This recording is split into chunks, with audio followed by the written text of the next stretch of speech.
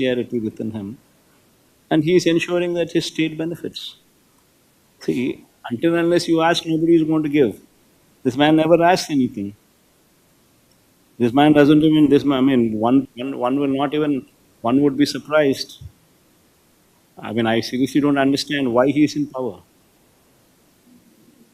Neither is he bothered about the promises that he made during the election campaign, neither is he bothered about the manifesto that he has given, neither is he bothered about doing something to the poor, doing something good to the poor.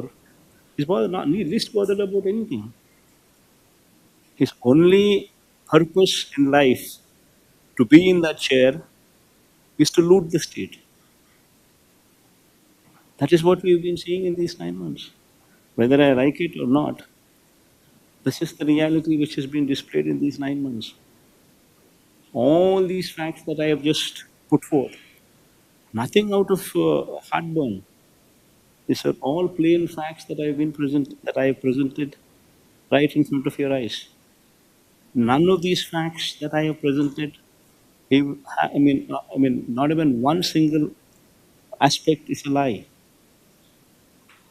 You can go through the entire data. So, are you implying that BJP is taking Chandrababu Naidu for granted?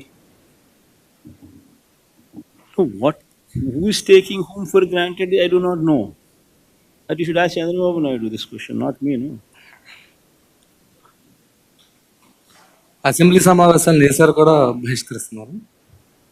Assembly సమావేశాలు అన్నది మనం బహిష్కరిస్తున్నామనే దానికన్నా you should ask the speaker why is he not responding to the court. స్పీకర్ని అడగాలి. వాళ్ళు హోదా court summons ఇచ్చింది. కోర్టు స్పీకర్ను రెస్పాండ్ కమ్మని చెప్పింది. ఎందుకు రెస్పాండ్ కాడన్నా? రెస్పాండ్ అయినారు అని అంటే సమాధానం చెప్పాలి కదా. సమాధానం నువ్వు చెప్పాల్సి వస్తుంది, ఇవ్వాల్సి వస్తుంది. కనీసం మీ ఎమ్మెల్యేలు అయినా వెళ్ళి స్పీకర్ ఇదే క్వశ్చన్ అడగచ్చు కదా మీరు. ఒకటి గుర్తుపెట్టుకోవాల్సిందని మనం ప్రతిపక్షంలో ఉన్నాం. మన డ్యూటీ ఏంది? ప్రజలకు మెసేజ్ కమ్యూనికేట్ చేయడం. నీ ద్వారా కమ్యూనికేట్ చేసినా ఈ మాదిరిగా సిన్సియర్గా, ఈ మాదిరిగా ఫ్యాక్ట్స్ అన్నీ చెప్తూ, ఈ మాదిరిగా ప్రజెంటేషన్ చేస్తూ ప్రజలకు సత్యాలు చెప్పడం మోస్ట్ ఇంపార్టెంట్ థింగ్. ఇప్పుడు ఇవన్నీ లైవ్ టెలికాస్ట్ జరుగుతూ ఉన్నాయి. సమాధానం చెప్పండి వాళ్ళను. That is what people want.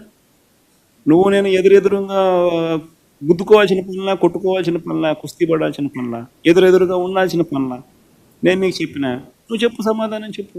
వాళ్ళు వీటి మీద మాట్లాడట్లేదు.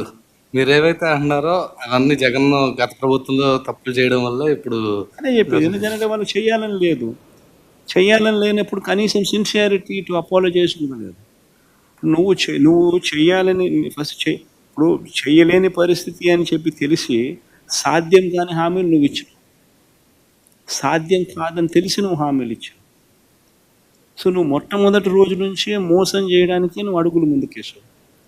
మోసం అని చెప్పి ఏ రోజు అయితే నువ్వు బయటికి ఫేస్ చేయాల్సి వచ్చినప్పుడు ఆ మోసం చేసినందుకు నేను సారీ అని కూడా నువ్వు చెప్పలేకపోతా ఉన్నావు. ఆ చెప్పి చిత్తశుద్ధి, సిన్సియారిటీ కూడా నీలో లేదు. దాంట్లో కూడా నువ్వు ఇతరుల మీద ఏలెత్తి చూపించి ఎందుకు నేను చేయలేకపోతున్నాను అని చెప్పి జస్టిఫై చేసే కార్యక్రమం చేస్తా ఉన్నాను. సో దాని అర్థం ఏంది? నీకు సోల్ లేదు. You do not have the heart of the soul. What is very important for a politician. రాజకీయ నాయకుడికి మంచి మనసు ఉండాలి. మంచి మనసు ఉంటే ప్రజలు బాగుపడతారు. అసెంబ్లీకి రాకపోతే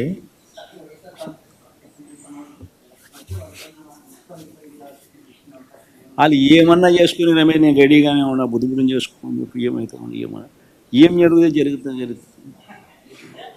ఎవడు కాదండి ఏమన్నా చేసుకోకుండా. Sir, one last question. TTD has identified 18 workers who have been working with TTD, and they are about to take action whether they can take VRS or